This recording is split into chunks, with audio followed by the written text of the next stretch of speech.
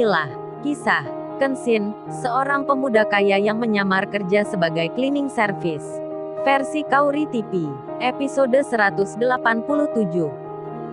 Kesedihan di tengah kerja, kegalauan yang begitu dalam. Rena yang keluar ruang kerja, tak menyangka, di situasi seperti ini. Ketika tak sengaja, dirinya melihat, ada Kenshin di restorannya. Senangnya bercampur asa, terlihat saat itu, Kenshin sedang menikmati roti, tanpa menyadari, si Rena, yang sedang melihatnya, tak menunggu lama, meskipun perasaannya lagi tak menentu. Si Rena itu berjalan menghampiri, mendekat ke arah Kenshin. Lalu, ia menyapa dengan senyum.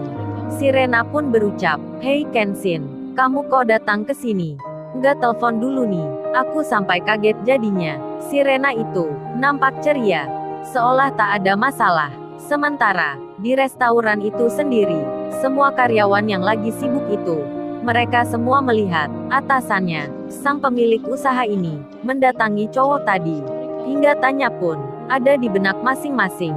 Mereka menanyakan, siapa lelaki itu ya? Sampai Mbak Rena, yang lagi sibuk itu, menghampirinya. Pertanyaan tersebut belum terjawab. Kemudian, mereka itu melanjutkan lagi pekerjaannya, sambil melihat hal tersebut. Kenshin sendiri lalu menjawab tanya dari si Rena, "Iya Ren, aku memang sengaja untuk datang ke sini. Boleh apa enggak nih? Apa aku ganggu ya? Sepertinya restoran kamu sangat kelihatan sibuk ya." Si Rena pun menjawab, "Iya tentu bolehlah. Malah aku suka kamu mengunjungi restoranku ini." Padahal hatinya Rena deg-degan banget. Apa jadinya bila pemilik lahan ini tiba-tiba ke sini, langsung menutup tempat ini, sedang Kenshin masih ada di sini. Di tengah senyum itu, si Rena menyimpan masalah yang tak ia ceritakan ke Kenshin. Sedangkan di tempat lain, saat ini, bos properti menanyakan pada anak buahnya, "Hei Gunawan, gimana? Apa sudah selesai kamu urus lahan itu?" Anak buahnya pun menjawab, "Sudah bos. Tadi saya beri waktu. Sampai sore hari, aktivitas harus berhenti. Tepat jam 5 sore. Lalu untuk pemindahan barang, saya beri waktu bos. Sampai jam 12 malam. Tempatnya itu harus sudah bersih dari barang-barang, atau apapun itu. Terus saya wanti-wanti bos.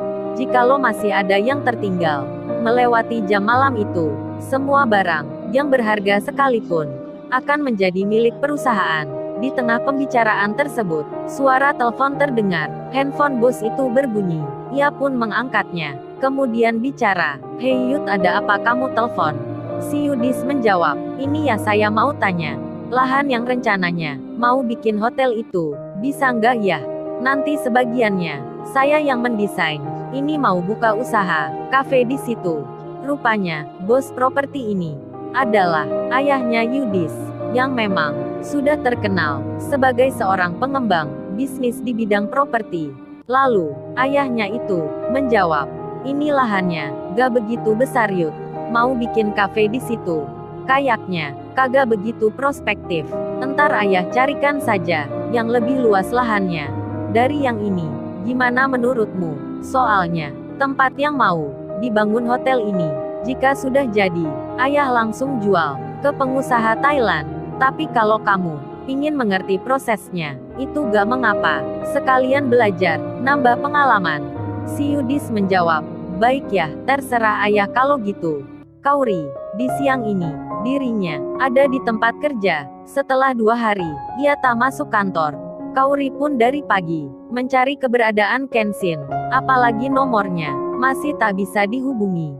Kaori jadi bertanya sendiri, "Nih cowok kemana ya? Kok handphonenya gak bisa ditelepon juga?"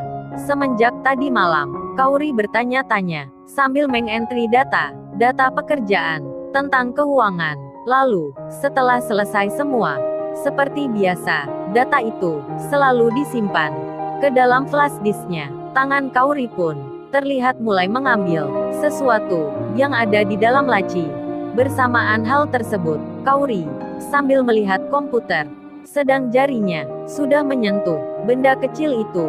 Kemudian, tanpa melihat warnanya, tanpa mengecek dahulu apakah itu miliknya, Kaori langsung saja memasangkan memori itu ke komputer kerjanya. Flash disk pun terbaca. Kauri masih terlihat sibuk memeriksa lagi hasil entrian data itu.